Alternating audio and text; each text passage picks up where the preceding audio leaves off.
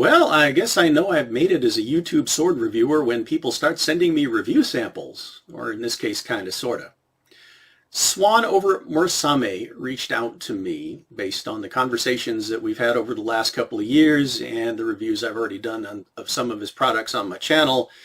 And based on the current state of international shipping costs, he was thinking that it might not be worth it to send some of his US returns all the way home.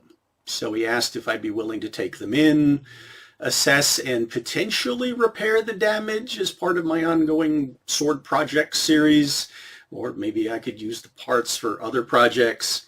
And while I was at it, I would potentially have more swords to review. So I said, awesome. So I got my first return today, and it was described as having some saya damage. And Swan asked me if I could figure out what the damage was and maybe how it happened. And I think, well, maybe I figured it out.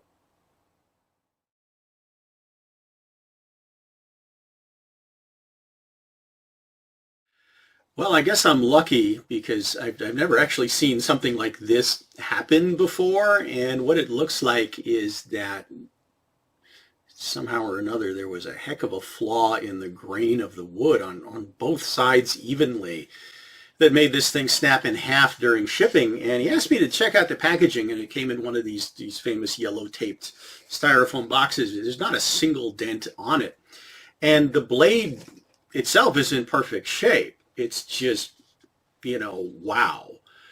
Can I repair this? Is it worth repairing it? I don't know. Stay tuned. I'll try. But the sword itself is in good shape. So let's take a look at that. All right, despite what happened to the saya, the blade is in perfect shape. I would consider this to be in Murasame Swords budget range. It's currently running for about $200 on Amazon. I'll put the link in the description below. T10, clay tempered. I would definitely compare it to the similar Ryujin offerings, but Ryujin doesn't offer the Unokubi Zukiri profile currently. Other fixtures, again, comparing to Ryujin, there's some similarities and some differences. The suka is wrapped in cotton, which reminds me a lot of actually a Musashi sword. It's very tight, but as you can see, the diamonds are not very even at all.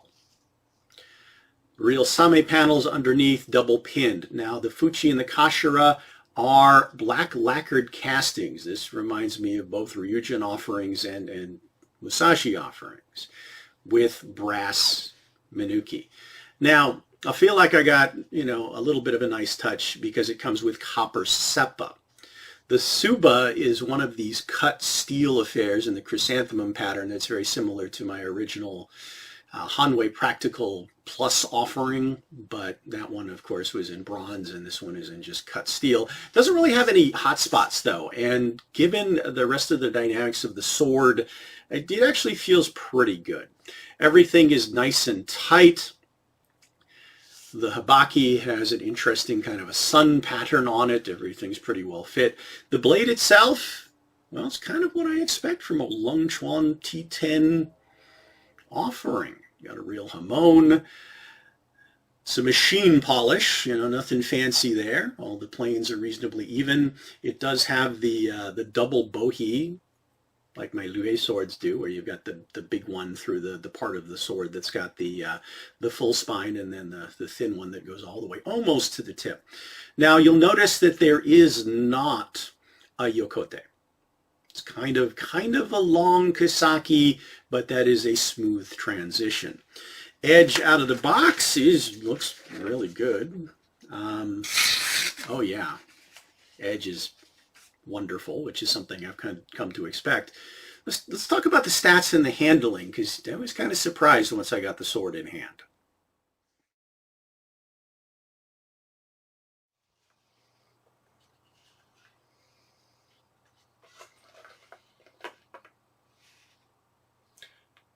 Okay, that felt like it might have been the silliest thing I've done on the channel in a while. But I wanted to kind of get a sense of how the saya fit as best as I could, and the answer is probably as I'd expect for something in this price and quality range. It is a basic wooden saya with no frills, no horn fixtures or anything like that. It does have a fingerprint-proof finish.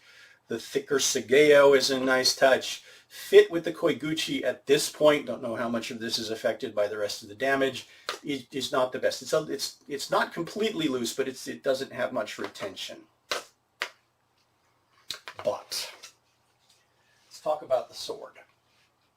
As I said, surprising in hand, though some of the stats are pretty common for this quality range of Longchuan reproductions. 28-inch blade, measured from the Hibaki, 10.5-inch suka. Now you can also see that the suka is very straight. There's no curve or taper to it. It's also a little bit on the thick side, but given the rest of the dynamics of the sword, it actually feels pretty good, even though my personal preference is for a thinner and, if I can get it, a tapered suka. One thing it does have going for it, no ledges, no uneven transitions between the Fuchi, the Kashira, and the Ito. Very even there. Even though the diamonds are kind of all over the place, that's nice. And as I said, so far I'm not picking up any hot spots on this sort of laser cut Tsuba. Now the surprising thing is the weight. Now obviously the Unokubi Zukiri potentially takes some weight off the blade, but this is on the lighter side of swords in this class at 2 pounds 2 ounces. So a couple of ounces lighter than I would expect. Point of balance, 3.75 inches north of the Hibaki, which is in the average range. But given the blade weight and the grippiness of the suka, it is a super light, responsive sword. It feels really quick, easy to move around. One-handed, yeah. Very, very nice. No problems with that whatsoever. So I would recommend something like this to a beginner just starting out who doesn't necessarily have the muscle to move around a heavier sword yet. Could be good for something that requires speed like Iaido. Obviously I can't try any Iaido with it without an intact scabbard for it. Or if you're practicing a lot of repetitive kata, yeah, that could be a good application for this. Now I expect it will be a good cutter. Haven't had the opportunity to test it. And speaking of testing, Swan is thinking about, as he's sending me swords, that I'll be able to take them out and not only do cutting, but maybe some abusive testing and see how they hold up. So when I get a chance to do that, right now the weather is not cooperating with me again this year. It went from hot and steamy to wet and frozen with no transition in between. I'm hoping I'll get a break in the weather to get outside and see what this thing can do. Speaking of which, though, given that it is such a light blade, what about the flex? A little bit. It's not floppy. But yeah, so far, for a $200 blade, I think this is a contender. It definitely measures up to other swords in this class. So would I recommend it? If it was intact, would I recommend it? Yeah, absolutely. If I do manage to fix the saya, I will attach a little appendix chapter on the end of the video, but otherwise, as always, thanks everyone for watching, following my journey, subscribing to the channel, liking the videos, getting our conversation going in the comments. If you have any questions about this, if you have had any similar disasters with saya, or have managed to fix anything like this, definitely let me know in the comments. But as usual, as always, thank you, and I hope to see you back for, well, whatever happens next. All right. Gorilla Glue. Let it cure overnight. Let's see how it did. All right.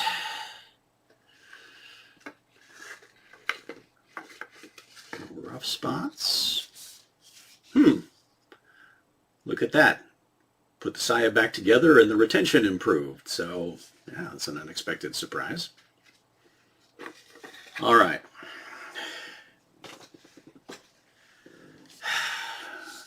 Obviously it's not pretty. I'm going to try to clean it up and probably repaint it. Probably still not going to be very pretty, but at least I'll have something safe to keep the sword in so I can take it out and use it. Let me see what I can do, and to be continued.